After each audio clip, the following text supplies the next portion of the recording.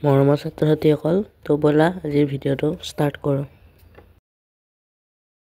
অনুশীলনী ১ নম্বৰ, তলৰ প্ৰশ্নবোৰৰ সংস্কৃতত উত্তৰ দিয়া। ক. নৃণাম সম্ভৱে ক ক্লেশং সহতে। মানে মানুহৰ জন্মৰ সময়ত কোন দুজনে কষ্ট সহে? উত্তৰ হ'ব নৃণাং সম্ভৱে মাতা-পিতৰৌ ক্লেশং সহতে।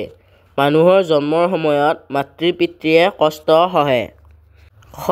কস্য নিষ্কৃতি কৰ্তুং ন শক্যা। কাৰ ঋণ পৰিশোধ কৰিব নোৱাৰি? উত্তৰ মাতা-পিতৰৌ নৃণাং সম্ভৱে যং ক্লেশং সহতে তস্য নিষ্কৃতি কৰ্তুং ন শক্যা। পিতৃ-মাতৃয়ে মানুহৰ জন্মৰ সময়ত যি কষ্ট সহে তাৰ ঋণ পৰিশোধ কৰিব নোৱাৰি।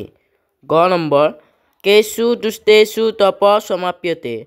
কাৰ সন্তুষ্টিত তপস্যা সম্পূৰ্ণ হয়? উত্তৰ মাতা-পিতৰৌ আচাৰ্য এতেষু তুষ্টেষু তপ সমাপ্যতে। মাতা-পিতা আচাৰ্য এইকেইজনৰ সন্তুষ্টিত তপস্যা সম্পূৰ্ণ হয়। খ. চত্বাৰি তস্য বৰ্ধন্তে। ১ নম্বৰ দিয়া আছে ইত্যত্ৰ কস্য চত্বাৰি বৰ্ধন্তে। ইয়াত কাৰ ৪টা বাঢ়ে? আৰু ২ নম্বৰ দিছে তানি চত্বাৰি কানি। সেই ৪টা কি কি? ১ নম্বৰটো উত্তৰ হ'ব চত্বাৰি তস্য বৰ্ধন্তে। অভিবাদনশীলস্য চত্বাৰি বৰ্ধন্তে। অভিবাদনশীল জনৰ ৪টা বাঢ়ে। তানি চত্বাৰি কানি। সেই ৪টা যথাক্ৰমে আয়ুৰ্বিদ্যা, যশ আৰু বল। ৯ নম্বৰ প্ৰশ্ন, মেধাৱী কথম আচৰেত। মেধাৱীয়ে কিদৰে আচৰণ কৰে? মেধাৱী জড়বৎ আচৰেত। মেধাৱীয়ে জড় বা বোৱাৰ দৰে আচৰণ কৰে। প্ৰথম ৬ নম্বৰ প্ৰশ্ন, অস্মাভিঃ কীদৃশং কৰ্ম কৰণীয়ম। আমি কেনেধৰণৰ কাম কৰিব লাগে? উত্তৰ যৎ কৰ্মৰ কুৰ্বতাম অস্মাকম অন্তৰাত্মনঃ পৰিতুষো স্যাৎ অস্মাভিঃ তাদৃশং কৰ্ম কৰণীয়ম। যি কৰ্মৰ দ্বাৰা আমাৰ অন্তৰাত্মাৰ সন্তুষ্টি হয় আমি তেনেধৰণৰ কৰ্ম কৰিব লাগে। কীদৃশং জলম পিবেত। কেনেধৰণৰ পানী খাব লাগে? বস্ত্ৰপুটং জলং পিবেত। কাপোৰেৰে চেকা পানী খাব লাগে। জ কেন কিং শুদ্ধ্যতি। কিহৰ দ্বাৰা কি শুদ্ধ কৰা হয়? উদ্ভিৰ্গাত্ৰাণি শুদ্ধ্যতি মনঃ সত্যেন শুদ্ধ্যতি বিদ্যা তপোভ্যম ভূতাত্মা তথা বুদ্ধিজ্ঞানেন শুদ্ধ্যতি।